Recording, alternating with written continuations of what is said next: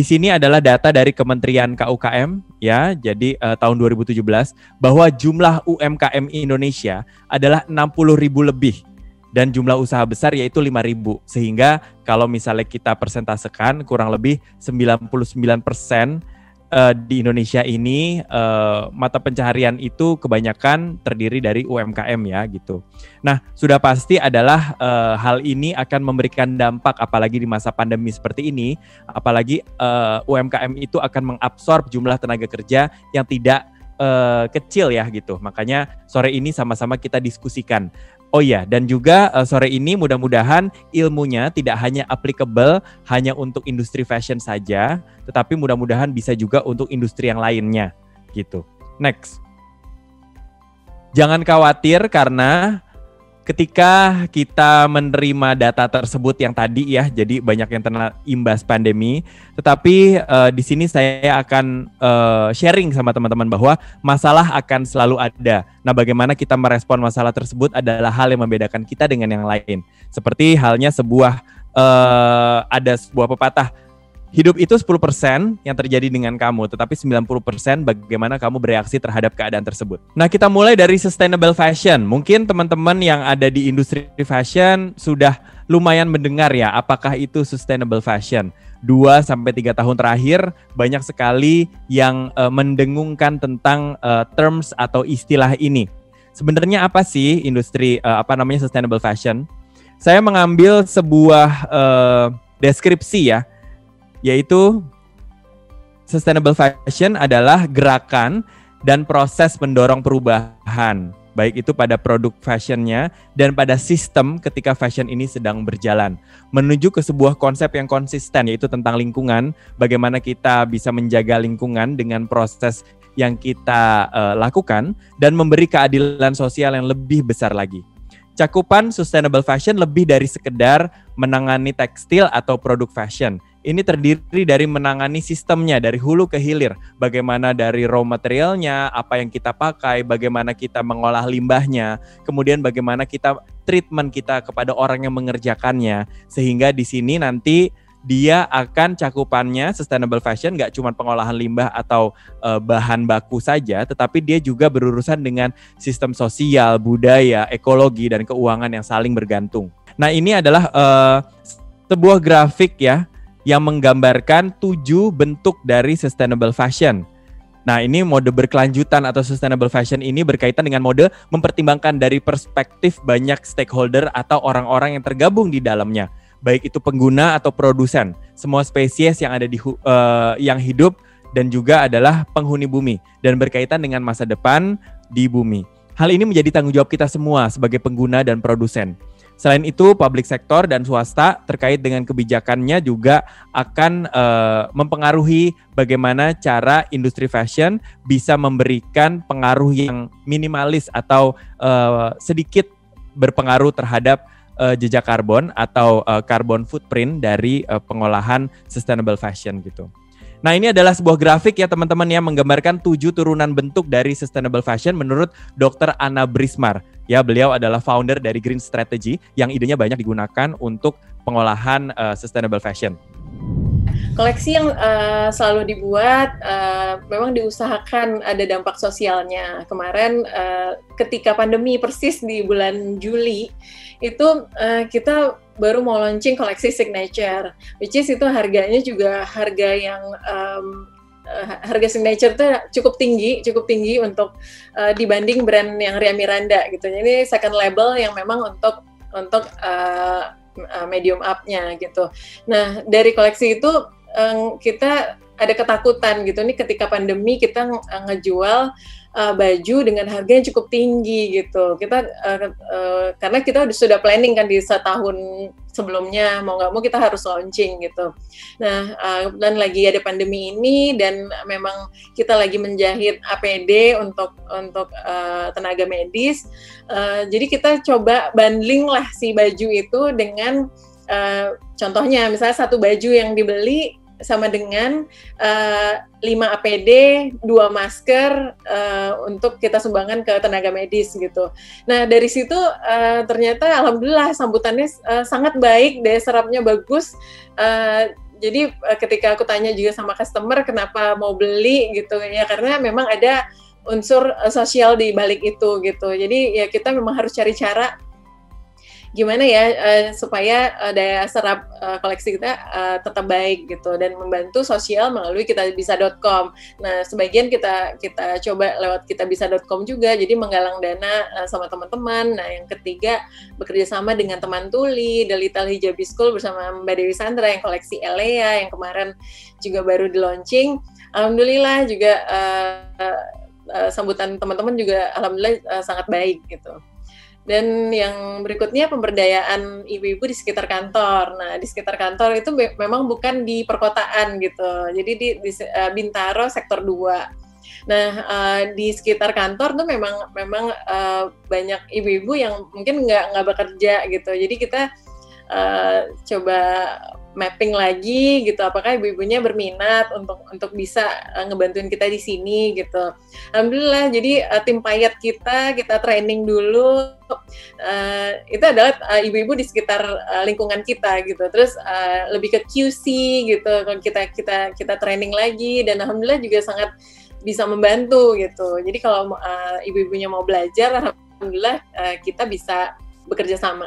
Kita harus empati pada keadaan, tapi harus tetap kreatif gitu, dan harus lebih cepat merespon terhadap perubahan kebutuhan. Ya, contohnya ada beberapa koleksi yang next.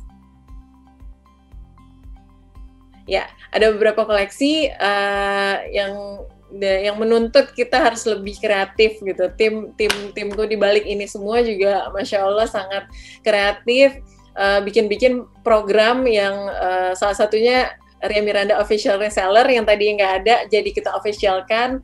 Terus kita masuk ke e-commerce, juga ada IG Live Shopping. Nah, Instagram Live Shopping ini juga seru banget. Jadi kadang aku yang live di Instagram, juga kadang ada timku yang memang langsung jualan di Instagram gitu. Itu juga salah satu contoh yang bisa langsung engage ke customer.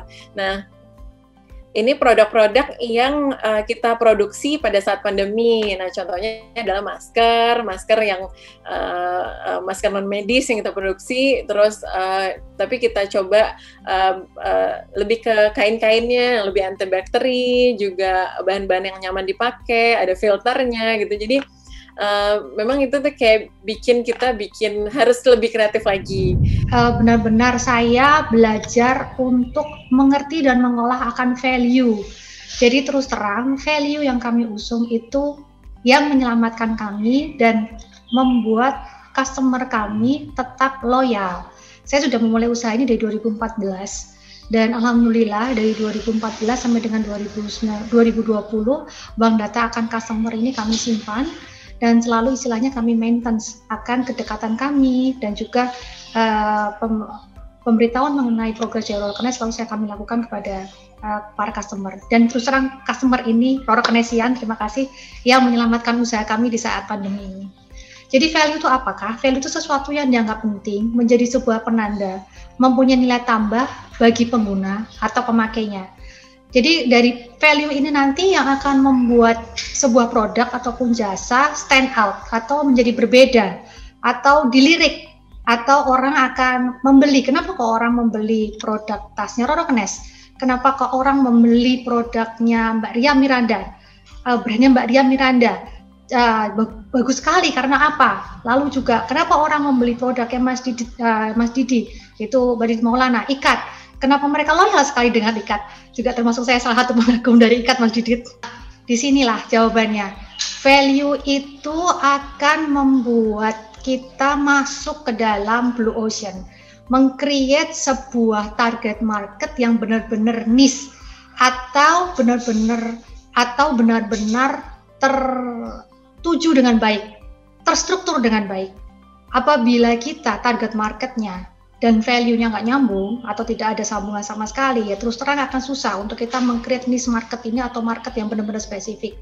Apabila kita value-nya mengambang, ya terus terang pasti target market kita ataupun orang tertuju yang akan kita pasar yang akan kita tuju untuk menjual produk kita juga pasti mereka juga akan bingung produk apa yang kamu tawarkan, jasa apa yang kamu tawarkan. Akhirnya di sini kita masuknya kemana? Ke red ocean. Red ocean itu lautan yang luas. Padahal kita kepinginnya selalu masuknya ke blue ocean, yaitu lautannya lebih kecil, di mana kita ini di sini kita bisa bersaing itu dengan lebih enak, bisa lebih spesifik. Karena kalau kita menjual ke pasar yang lebih besar, apalagi terus terang saya ini UKM, saya belumlah besar, kapasitas saya juga belum besar. Akan tetapi bagaimana dengan keterbatasan modal, keterbatasan SDM, kami dapat stand out, kami dapat dilirik, kami dapat dilihat, kami dapat mendapatkan pembeli yang loyal, kami dapat masuk ke pasar luar negeri dan mereka percaya ataupun trust kepada kami.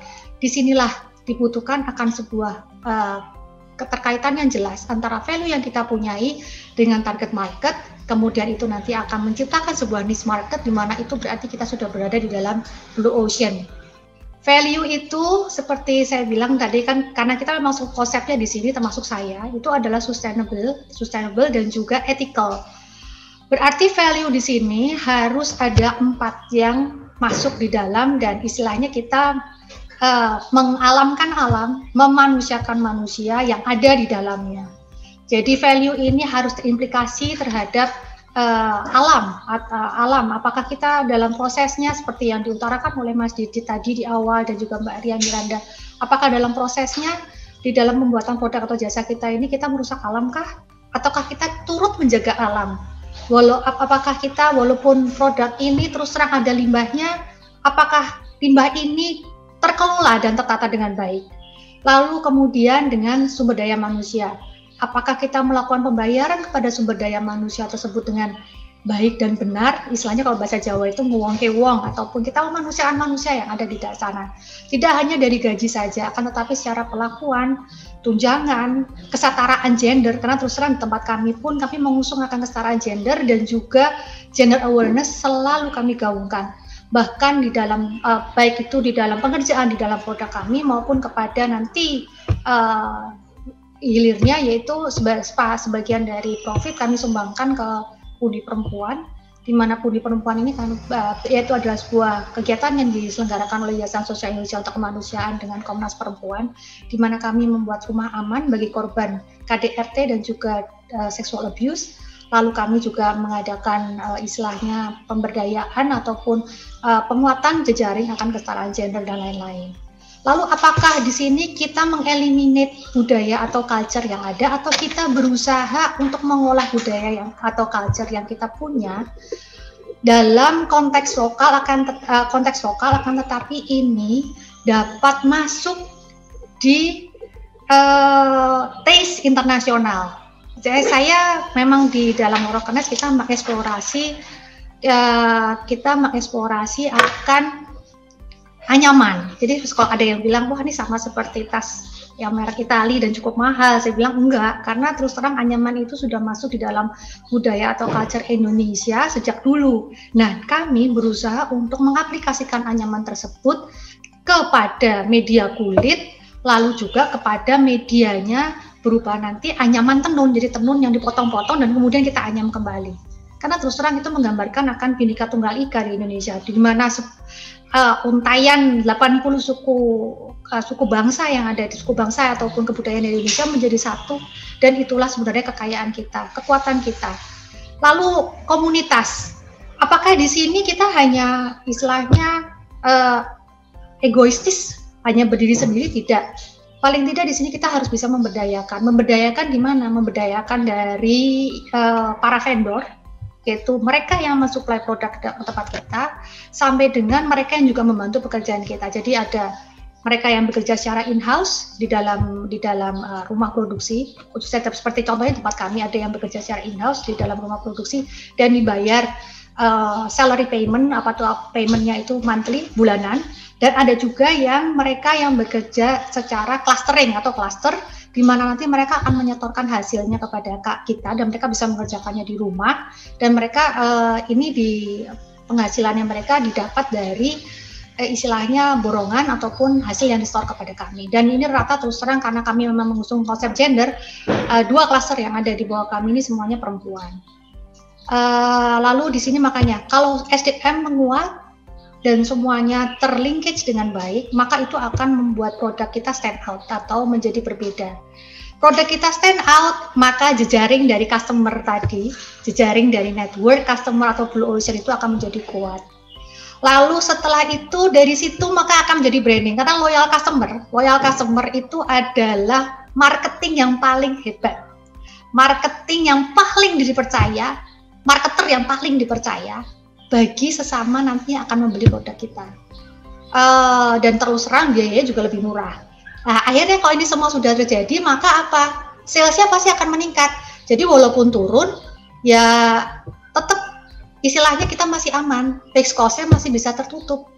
Itu tadi kekuatan dari value, manajemen by value, dan kemudian bagaimana linkage dari seluruh aspek itu bisa terkait dengan indah dan apik.